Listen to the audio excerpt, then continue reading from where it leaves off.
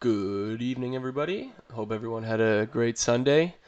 Had a great day up here in Canada, or as you'll hear other Canadians call it, a fucking great fucking day, eh? A great fucking day. It's just a rate good and rate warm. Anywho, on to the technicals. So, I after I went over my positions the last video with you guys, I was trying to give the trend some time to unfold. And kind of as I was expecting, we did see just kind of a chop, a slow and steady chop downwards, and then a kind of a bounce off of an old somewhat weak support right there, right around 9,600. Then after that bounce, right around here, we plummeted back down, met some support right around 90. I think we actually initially, sorry, we found support right around here, 90 to 9,300. Kind of chopped up a little bit, and then got a huge zig followed by a huge zag back up. So that was what many call a liquidation hunt. Which is basically when those who have enough capital crash the books far enough to move the price far enough so that other traders, especially those on high leverage, will either get liquidated or have their stop losses hit and cause a material market move. And that one was quite big. If you had, now this all happened on a 5-minute scale, guys. So don't worry. Let's get it up. Don't worry if you didn't make this because. I think this caught a lot of people off guard, and it would have caught me off guard as well if I hadn't already been out of my shot. I wasn't actually trading when this happened. So if we go to the 5-minute, you can see that this entire up movement. In fact, can we go shorter? I think we can. So there you go. We're on the 3 minutes, and we still have a solid candle. Let's see if this happened in under 1 minute. No. Whoops. I still got paintbrush. No. So it. Good. Okay, that would have been ridiculous if it happened in 1 minute. So there you go. So there's 3 minutes. This is a 1 minute chart. So the first minute, we had that absolute rip, followed by what some would almost call an ascending triangle, even though an ascending triangle is a continuation, not a reversal pattern. So we had minute 1, minute 2, a kind of a bearish doji, followed by a continuation all the way up to I think the price peak. Which is where we're currently at now, is about 96.35. So that was pretty heinous. That wasn't very nice, whoever did that. I'm sure a lot of people are pounding their keyboards right now. My advice to you is just to don't try to read into these price movements too much, especially the ones that don't fit with the trend. You can all these major wicks that happen. I typically discount these when I'm doing my analysis. Some will kind of conjecture to say, oh well, that was a massive wick down, and we did come all the way back up, so maybe it's a little bit bullish. Sure, of course, but then again, it also looks like a lot of people were very, very frightened of a price moving that far down. So it's kind of like we just had an explosive period of volatility, and that was pretty irrational. So to update you guys on my positions, I'm out of my shorts now, out of completely. My first, just to remind you, my entry points were coming off of this head and shoulders pattern. Boom, boom, and then again right here. Reverse that. So I initially I closed 75% of my position rate when it looked like we were gonna pop back above the 0.236 fib line, and I will admit the Johnny will admit that I did get faked on this. So I was also a victim of some of the debauchery, some of the volatility that happens in this market. And this was a picture-perfect resistance line test too, because if you look closely, we had test number 1, test number 2, and then finally test number 3. So 3 taps of a line. If we don't break through it, then we can call that quotes significant resistance or significant support line. So I should have stayed in, but with all of my positions, but I didn't. So I emptied out 75% of it. I just took the gain. I wasn't that worried about making more, especially in consolidation, guys. When we're trading range bound, you just need to walk away with whatever the market's willing to give you. And if you look for more, then you might find yourself, you definitely will find yourself either at a loss or over trading. So I hate this.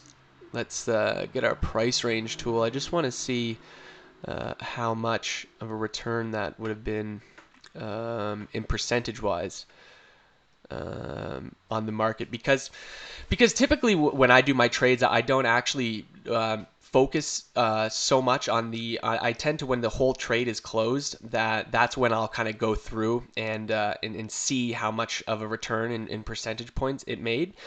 And that's typically because I tend to plan my trades all from the very beginning, and if I'm following my rules completely, I'll do everything by trigger. So that just takes my head out of the game, and I don't have to look at I'm position's up X amount of percent. Should I get out? Should I go in? And then because every time you do that, you veer from the path that you had assumed you were going to be on, and so any type of return projection that you get is pretty much nullified from that point on.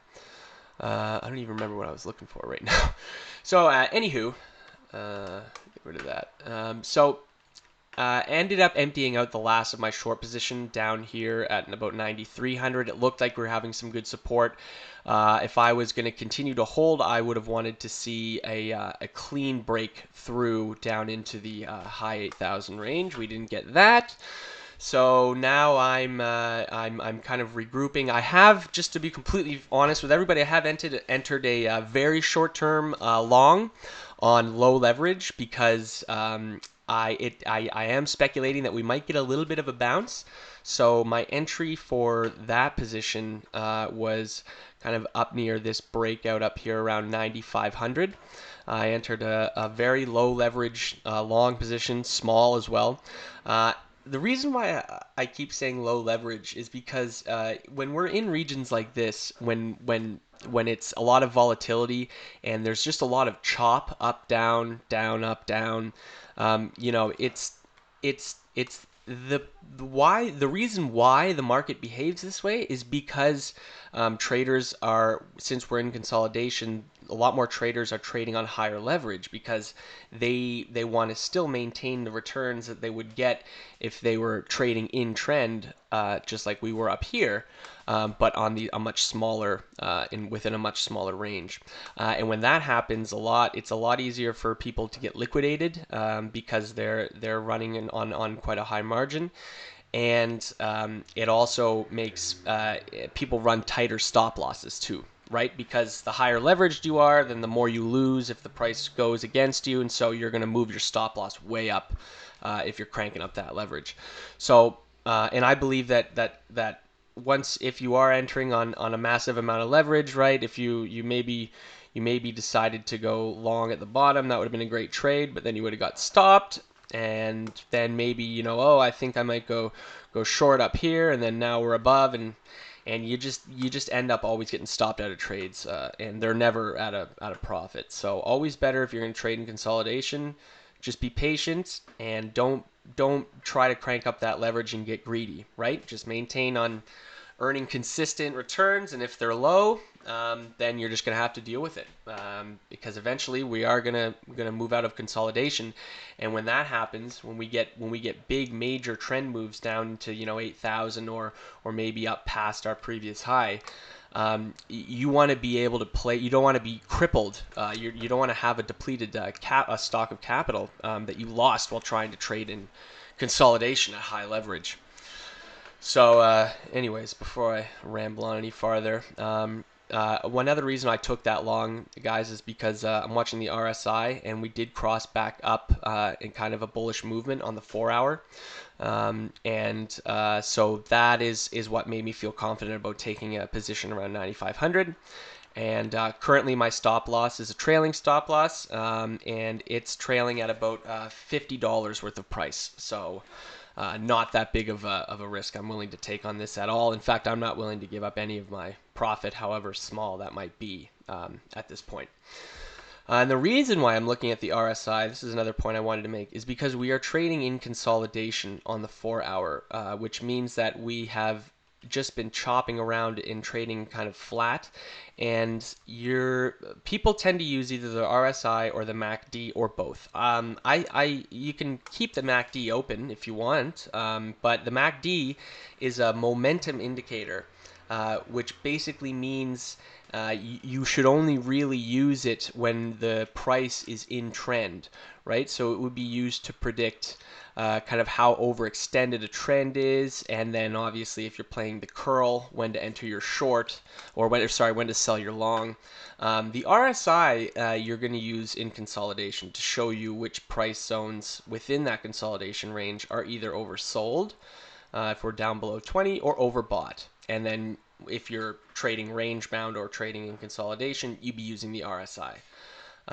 In fact, I use the RSI a lot for my entries because I commonly will enter when we're in consolidation, and then I'll flip to the MACD and use that to kind of predict if I'm trading manually where I should be exiting, and it kind of using the MACD to gauge the amount of strength or exhaustion in the trend. So that being said, let's go over to the weekly real quick. I'm not going to spend that much time on this, but there are two important things we should take a look at. The first of which is that we are starting a new weekly candle. We're currently starting it below the 0.382 fib line, which would indicate a bearish break, but, big but, don't make anything of this until it closes below that line, right? So that's another textbook trading rule when you're trading support and resistance lines. It is never broken. The resistance or support line is never broken until you get a full candle body close.